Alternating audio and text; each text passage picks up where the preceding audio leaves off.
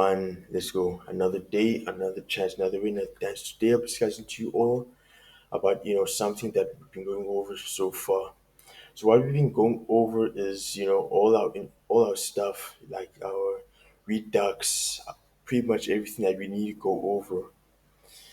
So yeah, so it's pretty much nothing much to it now. Chapter 10, just introduction to Redux. Before I go on and share my screen, I'll just introduce to you my driver. His name is Ernest, and he's going to be driving my navigation. It's actually nothing. Hello, Ernest. How's it, man? Good, good, good. Doing good myself, man. I'm doing good, broski. I'm just going to share my screen now.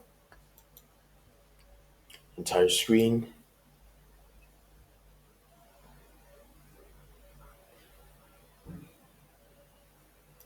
Wait. Oh, yeah. Okay. Yeah. Yeah. I'll just share my screen, and then come on. Then I'll be introducing it. I just need to share it now. Okay.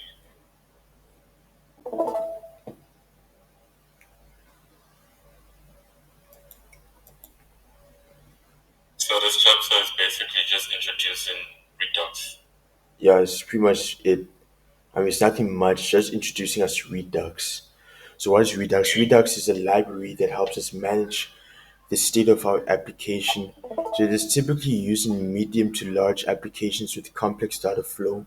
So, a simple application with simple data flow won't really need Redux.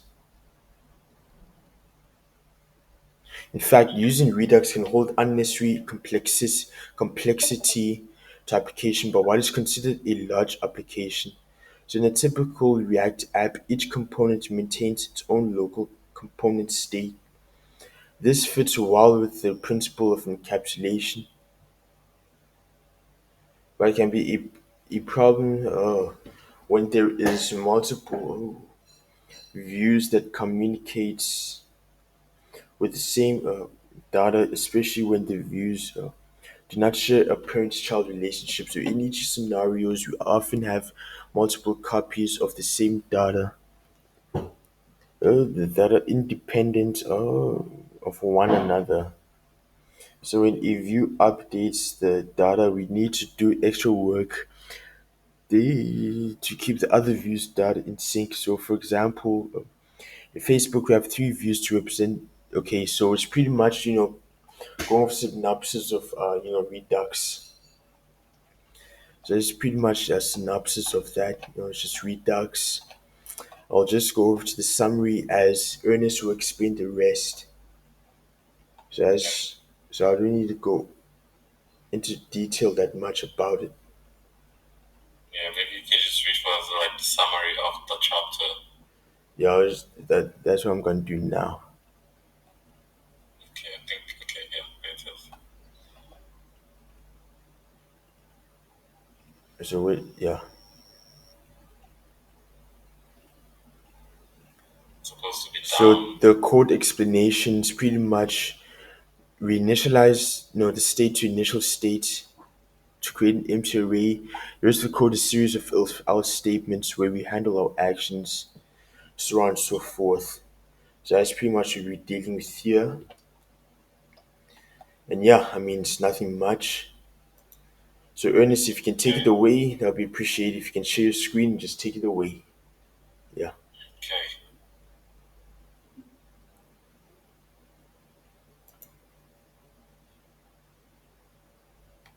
You let me know when you can see my screen.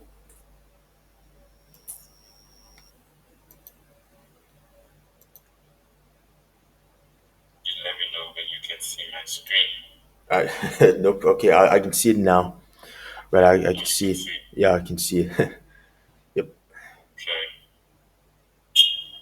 okay. I just wanna quickly add comments for easier workflow. No problem, man. No problem.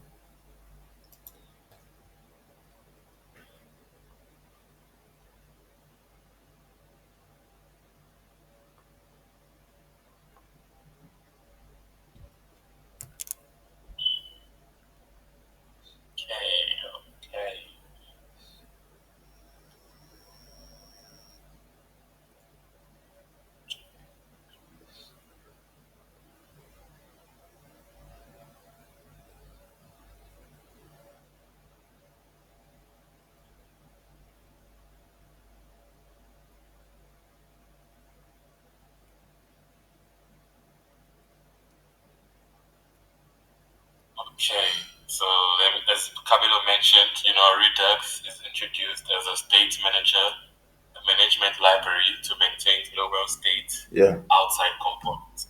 Yes, sir. So let me just go straight into my, persons.html.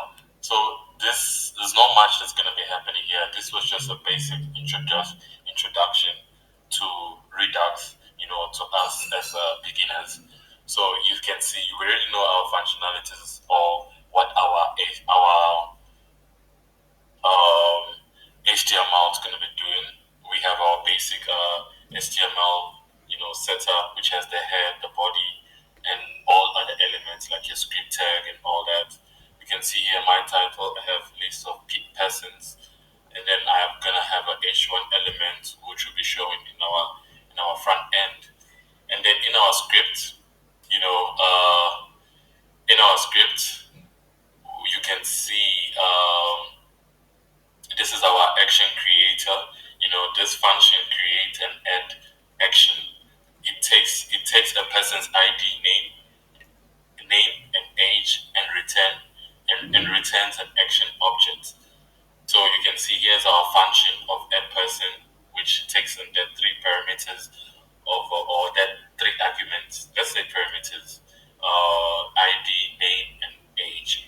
And then in returns, we have a type which is going to be add, our action type, and then personal data. This data pay, our data payload sent to the reducer. We'll introduce our reducer in our next chapter. And then we have, you can see this is just ID, name, age, we should just cover, it's an object that's carrying our personal data. So we carry on and we have a function of remove person. This function creates remove action, only needs the person's ID to Yeah. remove the person from the state. And then when we go into our remove person's ID, our remove person's function, we see it only takes in our parameter, our ID parameter, and then in return we have a type of remove, and then person's ID, as a payload, and then we within initial state, initial state, we have the starting point of our Redux stores, of our Redux store. We have initial state. We declare our initial state, which is an object or an array which have persons inside it, which have persons, inside it, and then this starts an empty array of people, and then reduces the reducer handle all action. So we have the function of our reducer, which will take in two parameter, which is going to take in the state, and the action, you know, and the which will have like would check this by an if else statement or an if statement. So if no state exists yet, use the initial state. So that's what we're using here. So if our state is equal to it's same as undefined, then we will take here the state of, then our state will be in an initial state. Then to handle a add action, what are we gonna do? If our action type equal to add, then we'll declare a variable of new person. We'll declare a variable of new person. Remember Yeah. what our add has. Our add has ID, name, and age. So this new person will now take in a variable. I mean, this variable of a new person will now take in other words, our personal data, which will take, yeah, we're taking our personal data, but this time, our ID will have an action of personal data dot ID. Name will have action of personal data dot name, and that's how we achieve it. That's how we achieve adding a person. Then we return a state object. Then we return a state object with our return, statement. And Redux require immutability. Immutability. We return the state of the, copy the existing state, and then we add a new person. And then handling remove, we have an if else statement, which you take in the argument of, the action of action type, which when is equal to remove, we will return our state. Remember, remove only deals with our ID. So all we're gonna do here is, we're gonna have persons, and we're gonna have persons, state persons, and then filter. What are we filter? We're filtering person, and we're taking that person's ID.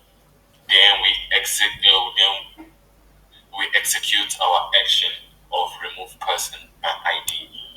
And then if else, we will just return state, which would just be our initial, what do I call it? Our initial state.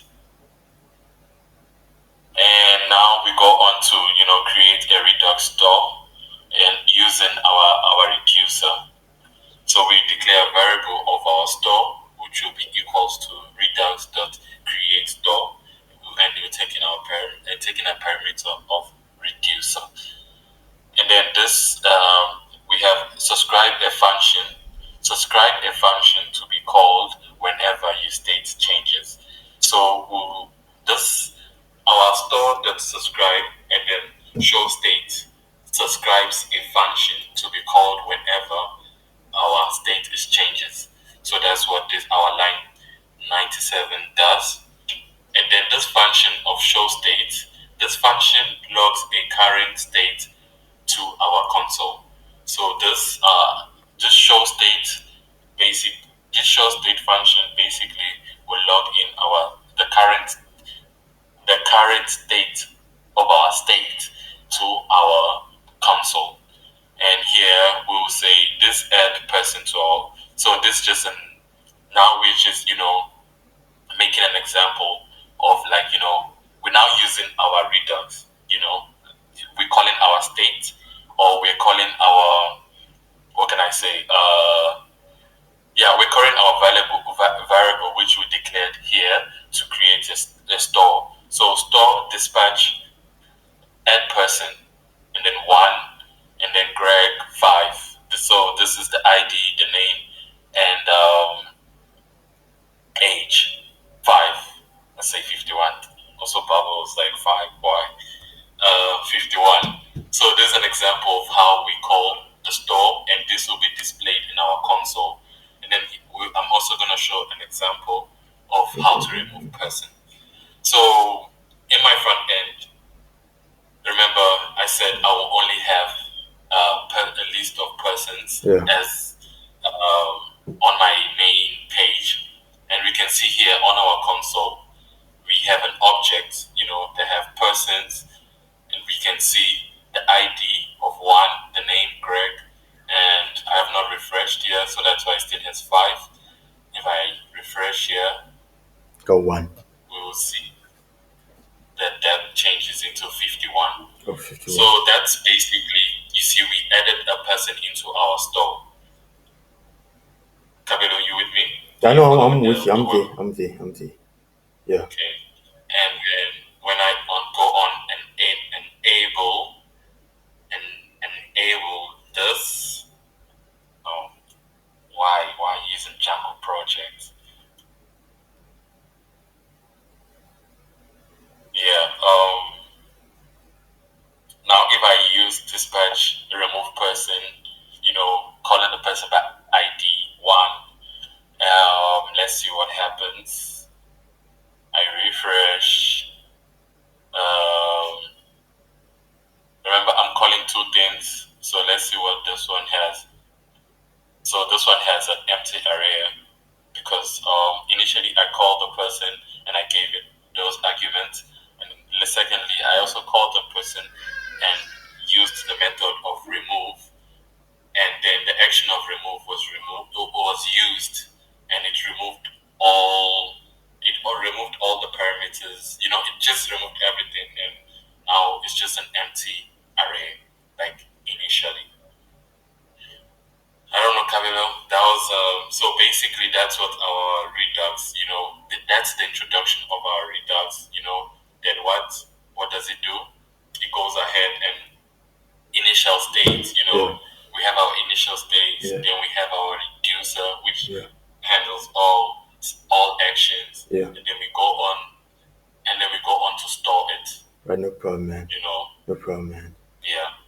So Let's, yeah, that's the introduction of our chapter of Redux in our chapter 10. yeah. Well, Ernest, thank you very much for navigating for driving this video. Take care. Lord bless. And yeah, I'll see you in chapter 11. No Thank you very problem. much, bro. Thanks. Thanks. Awesome. Thanks. It's awesome, man.